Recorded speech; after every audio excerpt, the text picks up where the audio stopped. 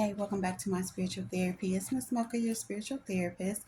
I'm coming tonight with the story, my story of the journey. It's behind the children of Israel inheriting the promised land. Is this season or this series, I should say, and we're on part two. And I'm reading out of Joshua chapters 4 through 6. And so, yes, I started doing these. If you're new watching this, I don't know who be watching these, my older subscribers or my newer subscribers, but I'm doing this just because God told me I was one of the children of Israel, and I'm not sure how, I'm not sure why. So I just started studying their journey to get a little bit more about what He's telling me is my journey. So, like my history. So I believe the 144,000, if you are coming to know that God has told you you're one of them, then this would apply to you because the 144,000 are the children of Israel in the Bible. So that's why I've been going over their journey to get more insight on our journey. So, starting at Joshua chapter 4, it starts with the Lord speaking to Joshua, giving him instructions on how and where to lead the Israelites next. So, Jordan is the next place that they were going, and Jordan is a river. He led them through the river, but God had to dry it up for them to pass through. So just how He dried up the Red Sea on their exodus out of Egypt, He dried up the Jordan River so that they could pass through it to get to the other side. They were getting to Jericho. So yeah, so God did that for the Israelites to pass so that all the people of the earth might know that the hand of the Lord is mighty, so that we might fear the Lord our God forever. So that was the end of chapter 4. Chapter 5 went on to talk about when all the kings of the Amorites and Canaanites of Jordan. So the Amorites and Canaanites were the residents who lived in Jordan or near Jordan. When they heard that the Lord did this for the Israelites, their hearts melted and their spirits weren't in them, is how it's said in the Bible. So I didn't know what that meant.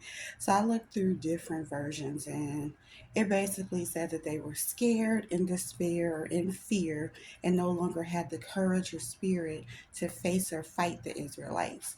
And then next, God had Joshua circumcise all the male Israelites. So all the people that came out of Egypt before, the males, they were circumcised then, but however, God had killed them off in the wilderness because they were disobeying Him. And so all the men of the war, they died in the wilderness after they came out of Egypt. Because they didn't obey His voice, they didn't obey His commands, and so He let them know that they were not going to go into the promised land, that their children would. So all the people that were born in the wilderness, which was their children, is who Joshua circumcised. And then once the circumcision was done, they remained in their camps until they were healed. And they were camped in a city called Gilgal. And there they kept a Passover. So that's what chapter 5 talked about, circumcising the children as it didn't really say if they grew up or how old they were, but they were the children of the men who, initially came out of Egypt. So, yes, that is chapter 5.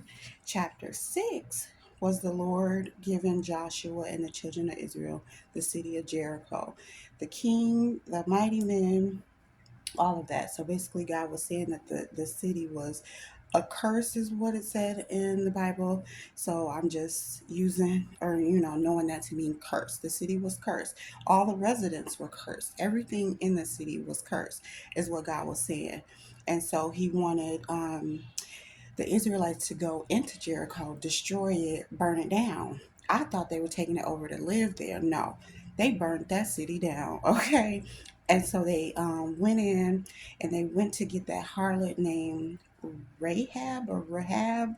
I'm not sure, but she was the one If you remember, in I think it was the last part one, yeah, she was the one who helped the spies when Joshua sent the spies over to Jericho, two of the Israelites, check out the land and everything. She hid them and helped them get away from the king and his men so that they could see what the city was about and what was going on and all that.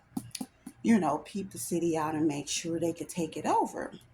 And so, since she helped them, when they got there, they brought her and everybody that she lived with. So, her people, her mom, her dad, her brothers, sisters, what have you. And they kept her alive with her people. And she, remained with the Israelites. And for the rest of the city, they destroyed it. It said it, they utterly destroyed it. They burned it down, um, men and women, young and old, and their animals, and they took the city over. Well, they took the city. Um, yep, they burned it down, and they burned everything except the lady and her people and the jewels, the silver and gold, and all the rest of the priceless jewels. They put it in the treasury of the house of the Lord. So they took the jewels for God and they burned everything else down. And then God instructed the Israelites to keep themselves away from any cursed thing that was in the land. Otherwise, you would make yourself cursed. Or if you took something from the cursed land, you took a cursed thing, then you'll make the camp of Israel cursed. So he's like, don't take anything except for the jewels, bring the jewels to him, leave everything else, burn it down. So that was chapter 6. It was really good. It talks about the story of how they get in and start taking over cities and nations and destroying people. And it's like, dang, they killed all the men and women, even the children. They said young and old. But if you look at it like everybody was cursed, everybody was wicked, everybody was not of God, then it's like, okay, it makes sense. God was destroying everyone that disobeyed him, that wasn't of him.